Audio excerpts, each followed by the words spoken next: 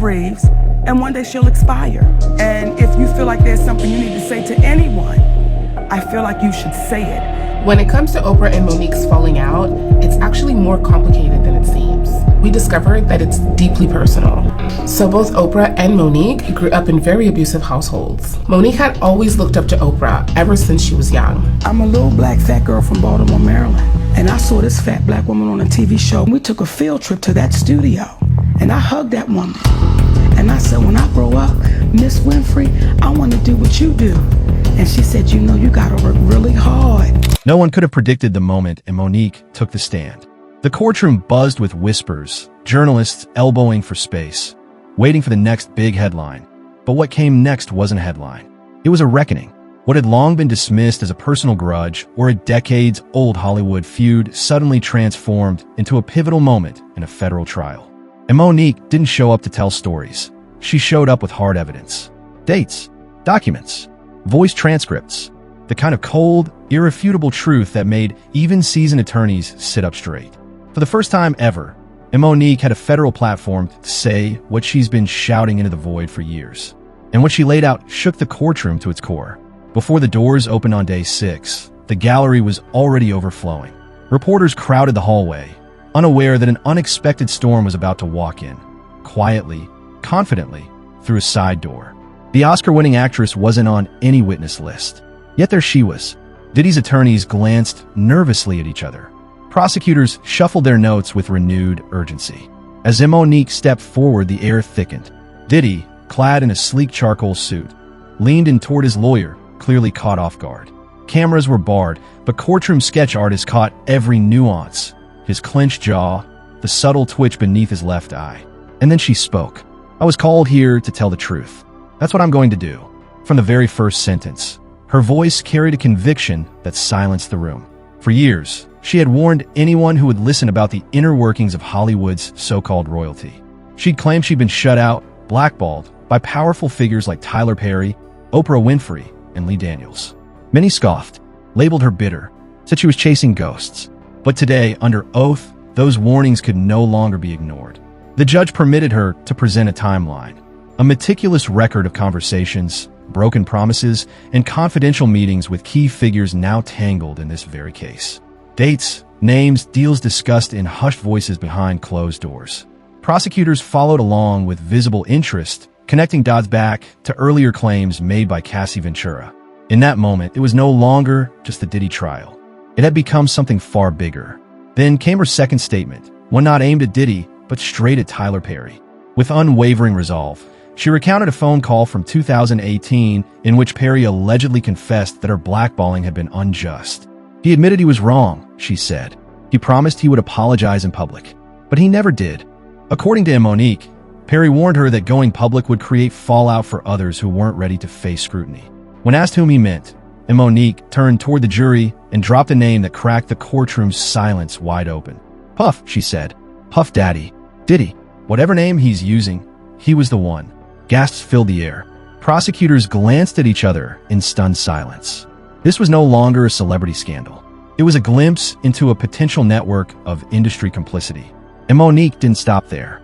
She revealed that Perry had warned her about a tangle of non-disclosure agreements. People who had seen too much, signed too much, and said nothing.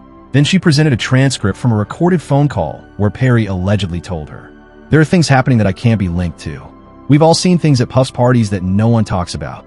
The judge allowed the transcript as evidence, although the audio itself was held for further verification. But the damage was done. The courtroom didn't just hear an accusation, they felt the weight of it. What hit hardest wasn't just what was said, it was the icy implication that the highest tiers of Hollywood may have been watching all along and chose to remain silent. Diddy's defense immediately rose in objection, calling Monique's testimony speculative and irrelevant. But the prosecution stood firm. They argued that what she described wasn't hearsay, it was context. The context of how power, silence, and reputation had protected Diddy for years, and how that silence might have enabled something darker to flourish. Then, Monique leaned forward, adjusted the mic, and said the words that would ripple through the press by sundown. "I've been one of Diddy's parties, and I left because I saw something I wasn't supposed to." She described receiving the invite back in 2006. A friend, another actor, told her would be exclusive career gold. Networking heaven. So she went. The party was held at a sprawling mansion tucked into the Hollywood Hills. When she arrived, her phone was taken. She was led inside where candlelight flickered, soft R&B filled the air, and guests were being guided, quietly, deliberately, in a private back rooms. I remember a woman in heels, a man in a bathrobe. I remember one of Diddy's assistants saying, "It's all about the experience here. You're safe. If you sign the NDA," that was her limit. She didn't sign. She turned around and walked out. From that moment, something shifted, and Monique told the court that roles stopped coming. Invitations to major events dried up. She heard through the grapevine that she was being labeled difficult, but she never forgot that night and always wondered if walking out had marked her as a liability. When asked directly whether she believed Diddy's gatherings were orchestrated this way regularly, her answer was clear. Yes, I think it was a system, and when I refused to play along, I got cut out. Her testimony echoed parts of what Cassie Ventura and others had previously described: dimly lit rooms, curated experiences, NDA agreements, and hotels that weren't really about business. But what made Monique's account hit differently was her status. She wasn't an assistant or newcomer. She was Monique. She went in on her own terms and walked out with her career slowly collapsing in her rearview. When the prosecution shifted to ask whether she believed Tyler Perry had played a role in shielding Diddy's reputation, she didn't flinch. "Yes," she said, "and I believe it was intentional. A coordinated effort to protect an image." Then she brought up something everyone in the courtroom seemed to remember: Tyler Perry handing over $1 million check at Bishop T.D. Jakes' megachurch, right there on stage, in full view of the congregation. "People saw a blessing," and Monique said, "but I saw a transaction. That wasn't just charity," she testified. "That was positioning. That church," in her words, "had become a shield.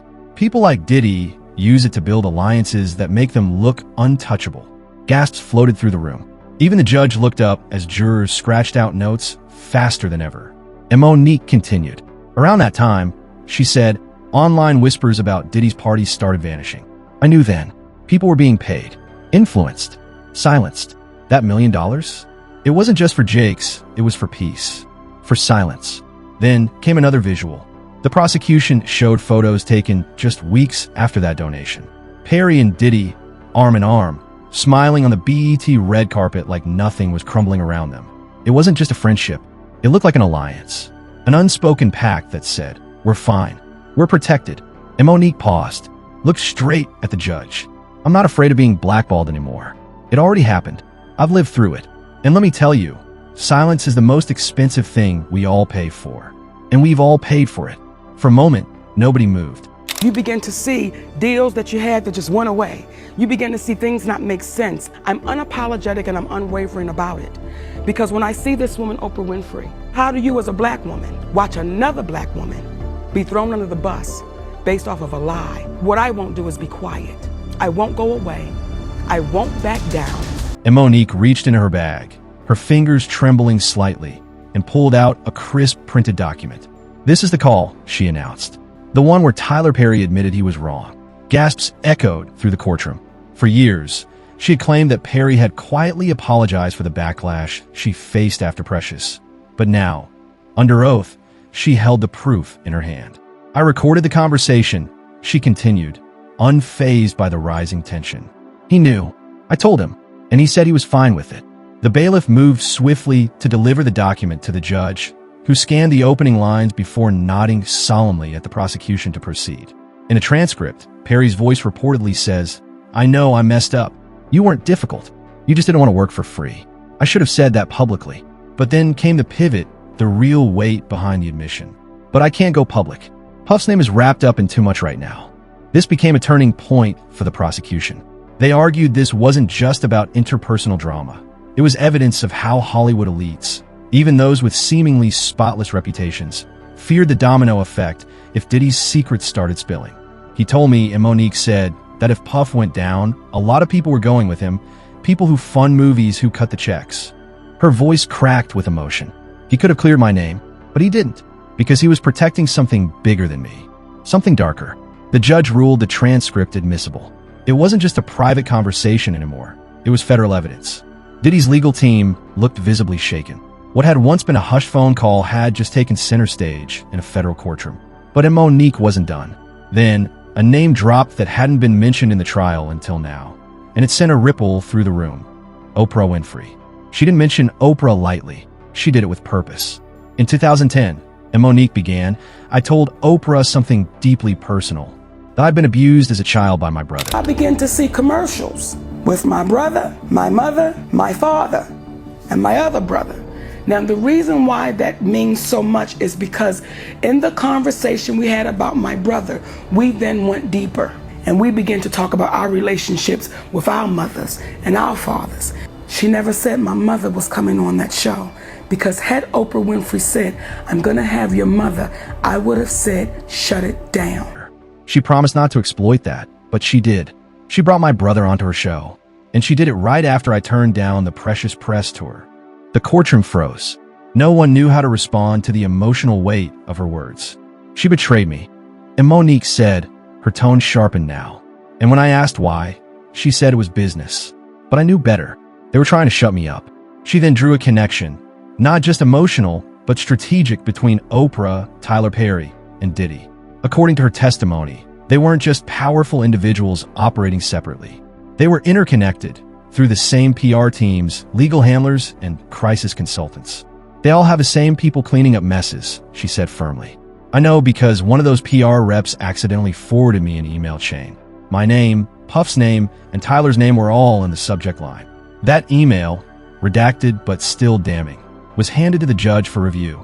Its contents suggested coordinated reputation management efforts, carefully orchestrated silencing tactics. And Monique painted a picture of a system that didn't just protect the powerful, it erased those who challenged them. People were paid off. NDAs were signed. Careers were manipulated like chess pieces on a Hollywood board. And now, Monique was the one naming the players. She closed her binder with a quiet finality. Her voice steady. No tears. No theatrics. This wasn't a performance. This was testimony. After a brief recess, the court reconvened. And just when everyone thought she was finished, Monique inhaled deeply and dropped another bombshell. Now let's talk about the list.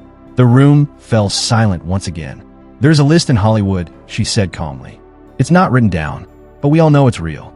It's the list of people you never speak against, the untouchables. She paused and looked around the courtroom. Puff was on that list. Tyler was on that list. And Oprah, she practically created it. She described this list as an invisible but rigid boundary, a cultural blacklist. Challenge the names on it, and suddenly you weren't seen as brave. You were difficult, unstable, or dangerous. Careers didn't just slow down. They disappeared. And Monique sat calmly on the witness stand, but her words hit like shockwaves. I crossed the line in 2010, she began, and I've been fighting my way back ever since. This wasn't a performance. It wasn't a red carpet soundbite. It was a reckoning, delivered not with fury, but with certainty. She didn't throw names around recklessly. Every name she mentioned had context, weight, and years of silence behind it. Don't you think it's strange, she asked, looking directly at the jury, how many actors worked with Diddy or Tyler Perry or Oprah and then just vanished? She named a few. Actors who had that one-hit show, one Buzzy Award season, one breakout film. And then nothing. No comeback. No press. No explanation.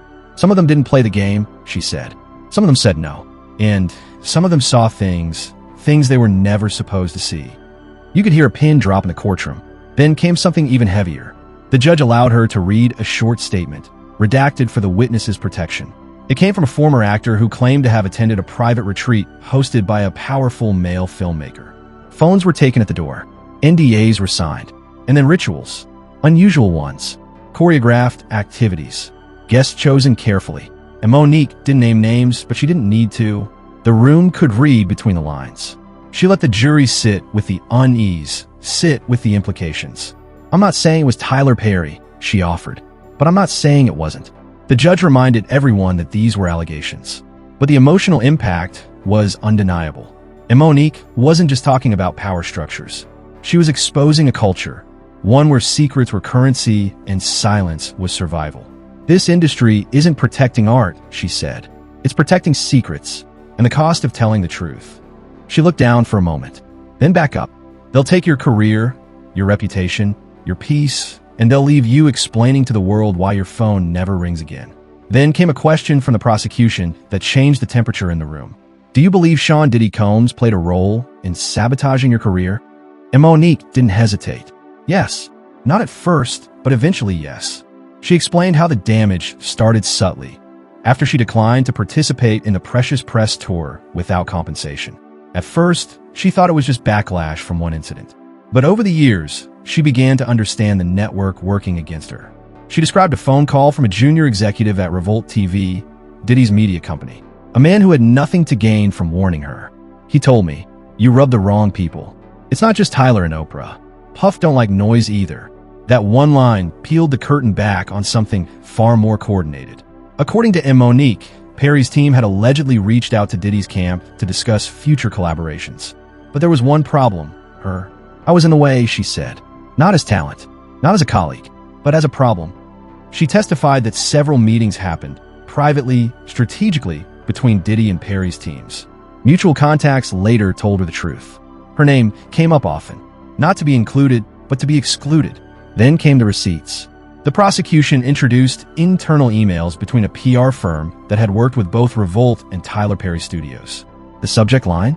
Managing narratives. Inside, detailed strategies on how to reshape public perception, not just around Monique, but also Cassie Ventura. Two very different women. Two very different situations. One identical tactic, damage control. I got labeled as difficult because I said one word, and that was no. Now, I said no to some very powerful people. What Tyler Perry showed me, Lee Daniels, Oprah Winfrey, and Lionsgate. When you don't do what we ask you to do, we'll take your livelihood. It was the first time the jury saw hard proof, a digital thread connecting the erasure of reputations to those at the very top. And Monique leaned forward.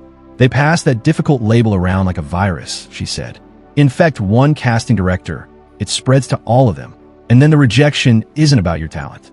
It's about a whisper they heard from someone they can't even name. And then, she dropped the line that made the entire courtroom hold its breath. "I wasn't blackballed," she said. "I was whiteballed by black people." No one moved. No one made a sound. Because there it was, the quiet truth nobody in Hollywood says out loud. The people who looked like me, and the people who feared losing their own spot more than doing what's right. That's how Monique began her final testimony. Her voice firm, but undeniably worn. She wasn't angry. She wasn't performative. She was tired. The kind of tired that only comes from years of silence, dismissal, and being branded a problem. "I didn't want to be here," she admitted. "But I had to be, because what they did to me, what they did to Cassie, what they're still doing to young women and men. Right now, it won't stop unless someone stands up with a mic louder than theirs." It was quiet. Not courtroom quiet. Soul-level quiet. She explained how she was first contacted by the prosecution just 2 months earlier. Her initial answer was firm. No, I wasn't going to relive it. I wasn't going to drag my family, my trauma, my pain back into the public eye. I thought I'd buried all of it. But then everything changed. She saw the leaked footage of the prince, the young man allegedly assaulted, humiliated, and filmed. She watched Diddy screaming in the courtroom during an earlier outburst, and she saw Cassie Ventura break down on the stand, her voice cracking under the weight of years buried in image contracts and PR. "That's when I broke," Monique said. She described her turning point not as a legal decision, but as a spiritual awakening. "I heard my grandmother's voice," she said softly. "Baby, don't let them write your story without you in the room." And I knew. I had to come. Her final moments on the stand were haunting. The prosecution asked her one last question. "In your opinion, Miss Jackson, what's the root cause of this system of silence?" And Monique didn't hesitate. "Fear," she said. "Fear is the glue that holds this industry together. Fear of losing a role. Fear of being iced out. Fear of being labeled difficult. Fear of never getting another call. But most of all, fear of telling the truth. Because people like Puff, like Tyler, and yes, like Oprah, they've made truth too expensive." She then turned to Diddy. Her eyes didn't flinch. Her voice didn't rise. It softened, but it carried. "You thought no one would talk. You thought you built something strong enough to silence everybody. But now you're sitting in silence. And I hope, for once, you hear us." And then she stepped down. Reporters would later describe that moment as a shift in gravity. Diddy's hands trembled. His attorney leaned in, whispering rapidly in his ear, panic barely concealed. For the first time, the man behind the empire looked human. Vulnerable. Small. No one in the gallery clapped. No one shouted. But the air changed. The courtroom didn't erupt in noise. It erupted in energy because something had cracked, and it would never be unbroken. For over a decade, Monique had been silenced, sidelined, and labeled. But in that courtroom, on that day, she didn't just reclaim her voice, she transformed it into a weapon. The room had already seen 5 days of tense testimony, but no one was prepared for what happened next. It wasn't the volume of her voice that made it unforgettable. It was the precision. Controlled, calm, dangerous. And Monique looked directly at the defense table, her gaze unwavering, and spoke the name that had been avoided all week like a curse word in a sacred space. Tyler Perry. Gasps rippled through the gallery. Even the prosecution seemed briefly stunned. Tyler Perry wasn't on trial. His name wasn't in the indictment. He hadn't been subpoenaed. But suddenly, his presence filled the room. "You want to talk about power? You want to talk about silence?" she asked, her voice even and cutting.